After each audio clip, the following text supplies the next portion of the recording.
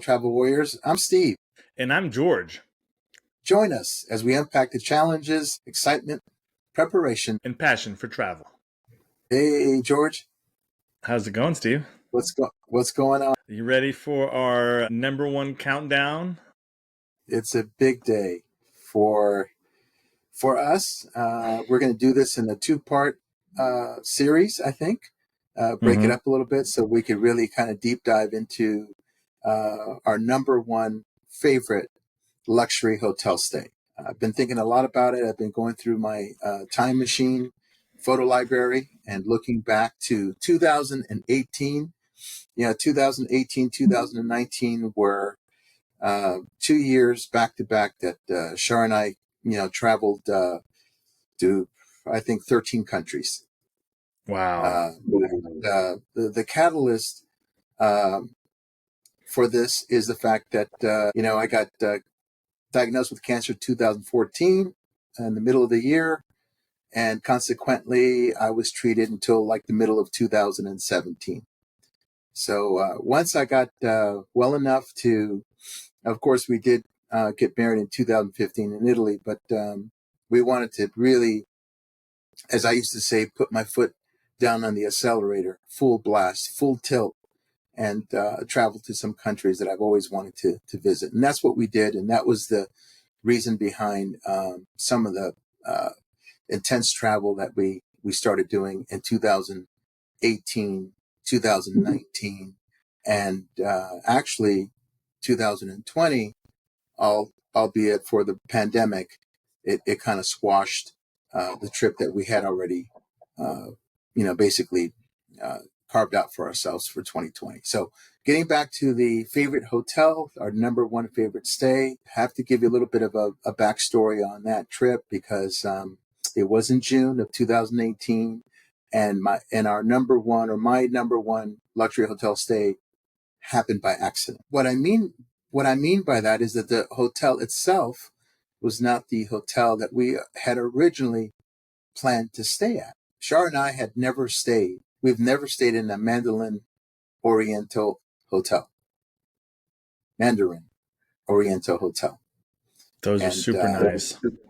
Yes. And so we were excited because in London, in a neighborhood called Knightsbridge, they have a beautiful hotel there of that brand.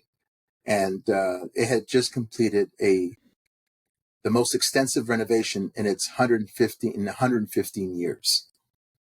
It opened in 1889, and it opened originally as a gentleman's club, a place where you can have fine cocktails and meet your friends. Gentleman's club nowadays in the U.S. means something completely different. But back then it was opened originally as a gentleman's club. So we got the email on June 6th of 2018. There was a fire that started up on the roof, I believe. Over 100 firefighters responded to the blaze. And this was just a few days before Shar and I were flying to London. And we were really disappointed that we weren't going to be able to stay there. We did get an email from the Mandarin Oriental that because of the fire, we wouldn't be able to stay there because they were going to close the hotel. It was actually closed until July 23rd. It reopened, and the fire happened on June 6th. So they had made arrangements for us to stay in a deluxe king room at the Savoy. And the Savoy, London, is my favorite luxury hotel stay. It's weird how that happened to be, but the Savoy, London, George, is one of the most famous hotels in the world. It took 5 years to build. It sits on the north bank of the River Thames in one of the best locations, right in the center of the universe of London. Okay. So as far as location, you can't beat it. But it took 5 years to build the Savoy. And originally, the Savoy was owned by a very wealthy man that actually had a building that he converted into a theater. Okay. And it was called the Savoy.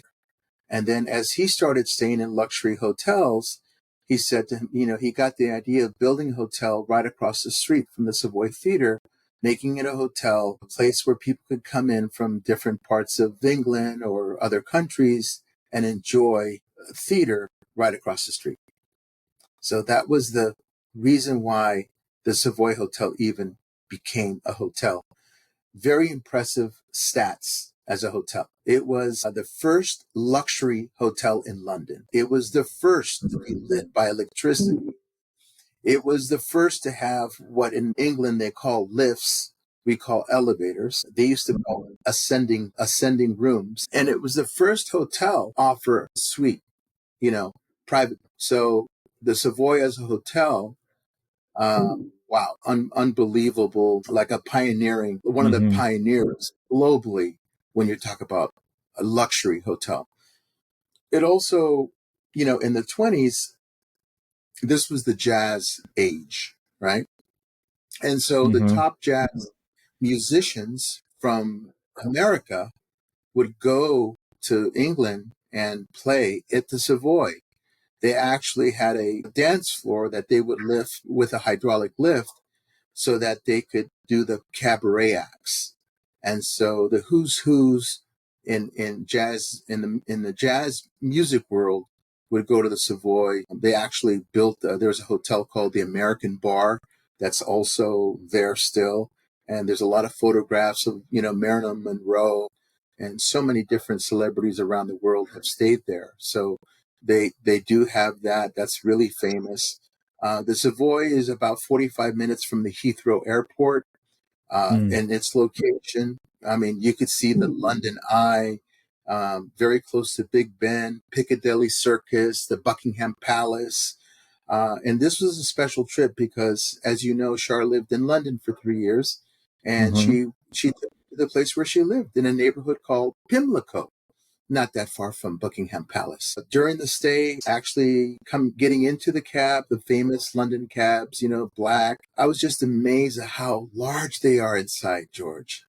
They are Really? huge. So when you get into a London cab, the guy puts your luggage in front of basically, your feet, basically. And you Mm-hmm. sit in the back, like on a bench, comfortable, but your luggage is in front of you. Okay. It's the reverse here, where they put the luggage in the trunk. They Mm-hmm. put the luggage in front of you and you're sitting down. You can see your luggage. And it took about 45 minutes to get to the Savoy. Now, on the way to the Savoy, Shar tells me, hey, I have a little surprise for you. We're supposed to be staying in a deluxe king room, Mm-hmm. but I have a special treat for you. And I got us an upgrade to a suite. And it also comes with an accompanying butler service. So, Wow. like, it's unbelievable. So there are 267 luxury rooms and suites at the Savoy.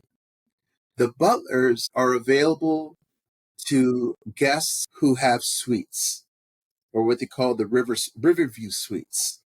And Mm. so the actual room type that we were in is called the Deluxe Junior Suite Partial River View. That is the Mm. actual suite, which you can find today if you wanted to view the suite and the floor plan and what it would cost to stay in that suite. Now, I haven't really looked at the other four that I don't know what they cost to stay in now. I just know that they were probably about 40% more now than when we stayed in those hotels back in 2018, 2019. But I was very curious, and I wanted to see how much it would if I wanted to go stay there next week, what it would Mm-hmm. cost. Now, of course, England uses the sterling British pound. Right. It's not on the euro system, right? So I looked it up today as I was looking at a few things, and it is £2,145 per night. If you do the conversion, that's $2,770.80 minimum Wow. to stay in that room. That's blows my mind. Needless to say, it's probably our stays at the Savoy are one and done. Steve, how many nights did you stay there? Several nights. Several nights. At least 2 nights, 2 or 3 nights. And I believe that was the start of the trip where we went from England to Copenhagen, and we did a 11 or 12 night Baltic Sea cruise, which hit about 6 or 7 countries in Northern Europe. Russia, Finland, Holland. I remember that. Yeah, I remember that trip.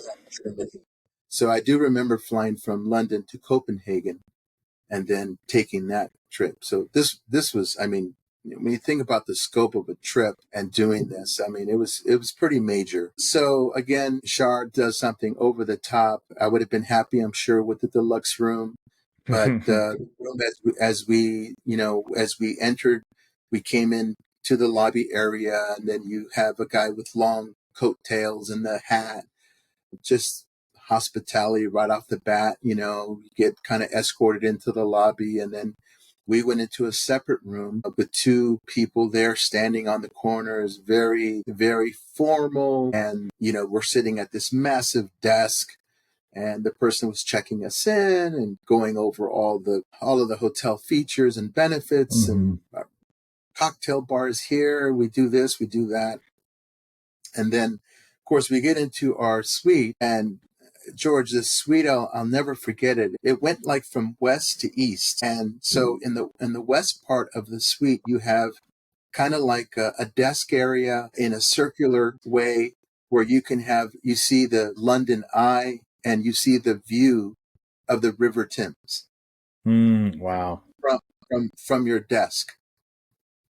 And then it's followed by a couch. And then you have a big, like an armoire, and you open up the drawers and it has wines and champagne. And I mean, that was their mini bar. We didn't get anything out of there. Believe me. I didn't even want to look how much it was. Of course, you have in between, as you go from west to east of the suite, you have a small hallway with that checkered black and white tile. And in the center between what separates the living room and the desk area with the view of the River Thames and also the bedroom, you have the ensuite, and with very ornate fixtures, kind of older, kind of Art Deco, and just everything is just high quality and this kind of thing. And then you have the bedroom, which I remember the bed was one of these high top, huge, massive mattresses that your body just sinks into it. And it was just a lovely, lovely suite. And then basically we were alerted that the butler was on the way.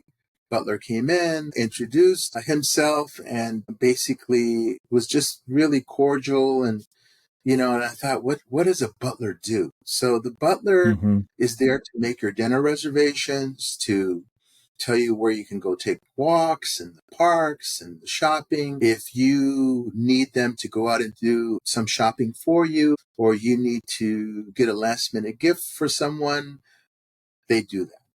Iron your shirt, polish your shoes again, this kind of thing. And I was so and so when the butler left, she goes, you got to ask for something, so you have the experience. So I asked the butler that I wanted to eat and I was very specific, at a Lebanese restaurant.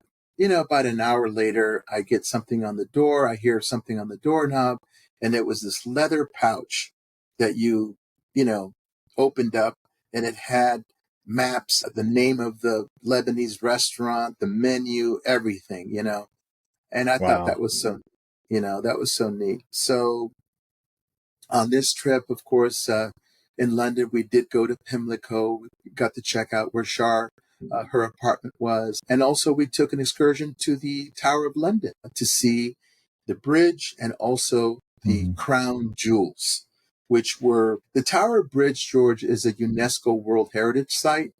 And the crown jewels are just jaw-dropping to see, because you're looking at these sapphires with diamonds and emeralds and just stuff that you just never going to see anywhere else. They are the most valuable crown jewels in the world, working crown jewels, because they use them in ceremonies. So we did, of course, go to Covent Gardens, which was steps from the hotel.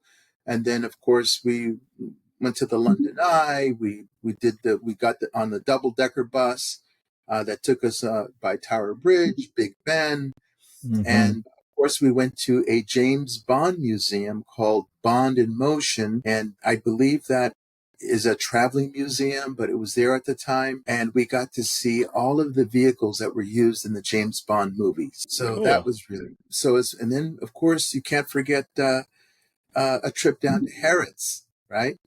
Harrods department store, where I can tell you I was astonished at the size of their food court. You know, when we think about a food court in the mall, suburban mall, you know, you got your, you know, Subway, you got, you know, no, this food court was like gourmet food you've never seen. Incredible, incredible food market at Harrods. And we did end up going to that Lebanese restaurant, having a great meal there.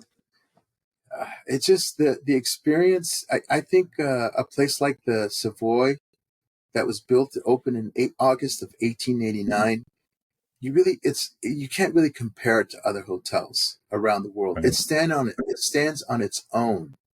You know, the lineage, the historical significance, the people who've stayed there. It is one of the favorite hotels for the British royal family. Princess Diana, late 80s, I believe, used to have charity luncheons there. And it was a place where Queen Elizabeth was first photographed with her husband, who now they're both have passed on. But the British royal family have had a lot of functions there at the Savoy Hotel. And just that whole area there, the theater district, and you see all the London cabs buzzing around, Piccadilly Circus not too far. It was just an amazing, I got to tell you, it's beyond a hotel stay. It was one of my best travel experiences I've ever had. To be in London, to get to do the things that we got to do, to stay at the world famous Savoy Hotel. It is definitely merits that number one spot. And I got to tell you, George, if I never stay in another 5-star hotel for any reason, it's okay. I mean, it would be totally okay. In other words, you know, my cup is full. Luxury hotels, as you know, we have many others that we've stayed in, but these are our favorite 5. And in actuality, sweet spot when it comes to luxury hotels is a 4-diamond. You know, a AAA 4-diamond hotel is really the sweet spot because it's in between the 3-star and the 5.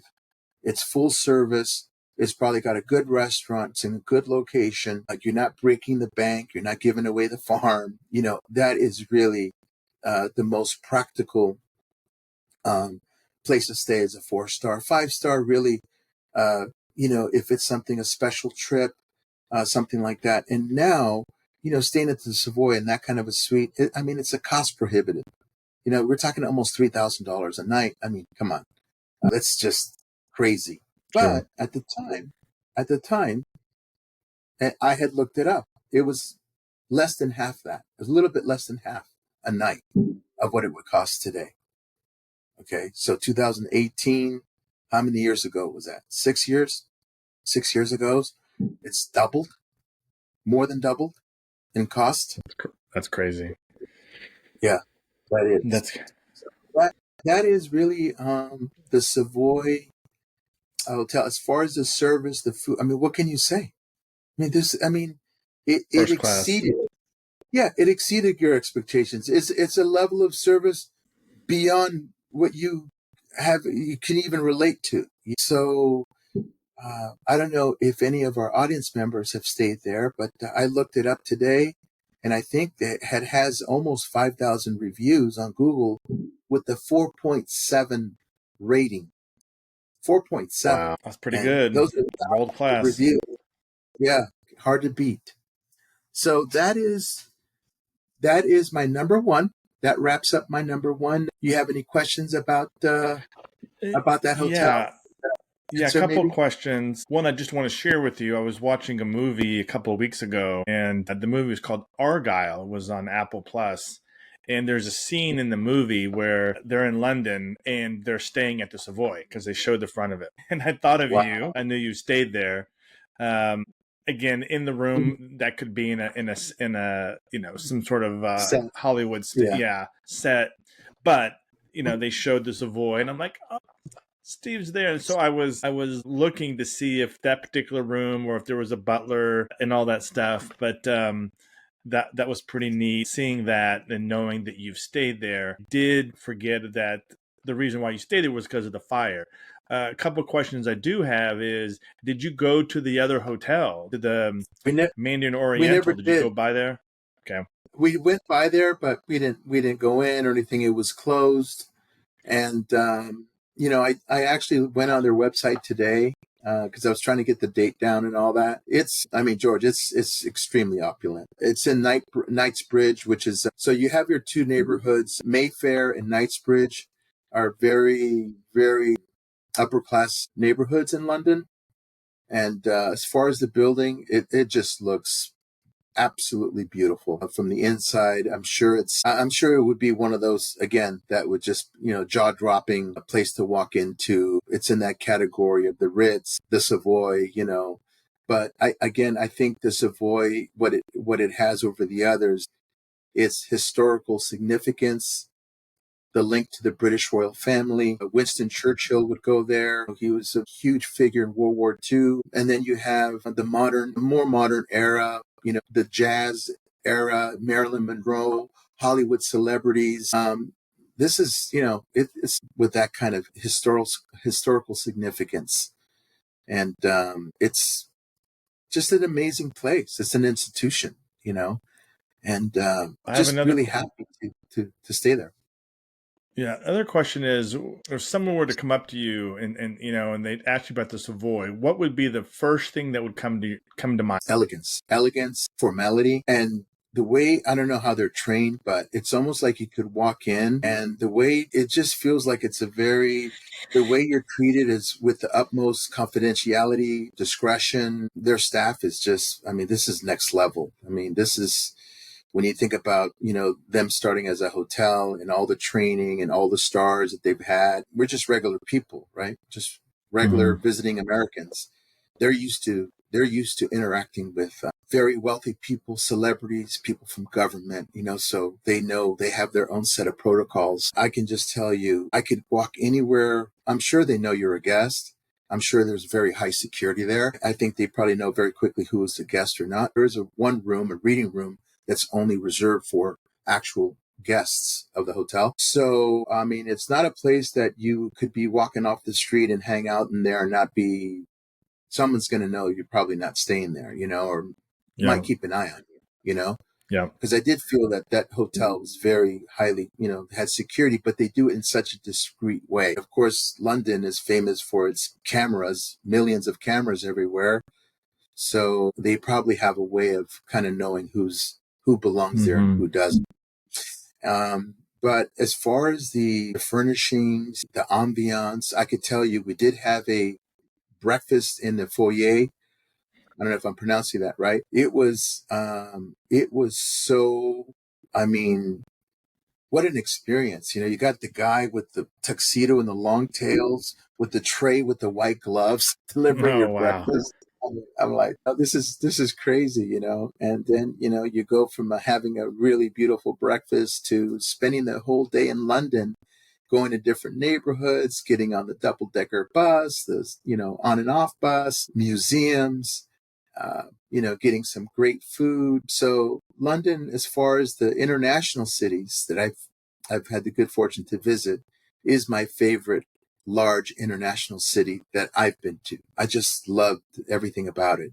British Empire and the history and everything that goes along with it. It's pretty amazing, you know.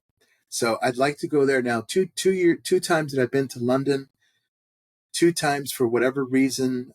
I think the British Museum, which was the number one museum that I did want to go to, I believe they're closed on Mondays, or they were shut down for some kind. Anyway, whatever the reason was, the two times I have been in London and wanted to go to the British Museum, it was closed or it wasn't open. And so I'm hoping that when we go back, which I'm sure we will go back to London, I'm definitely hoping to get to see the British Museum and spend a few hours in there. I'd be very, very happy to do that. That sounds good, Steve. That was a great way to kick off that trip you had by staying there. That was a high bar. And who would have thought that, now when I look back at it, I'm so glad we got to stay at the Savoy, not taking away anything from the Mandarin Oriental, but the Savoy it's just a more interesting place. That wraps up, part one of our number one favorite hotel stays. And I can't wait. We're going to break this up in two parts. So I can't wait to get you to tell us about your number one. I'm sure that one's going to be pretty epic as well. Thank you for joining us, join our ever-growing community of travel warriors, and let's continue this journey together. And don't forget to like, share, and subscribe, and stay updated on our latest episodes. Until next time, safe travel.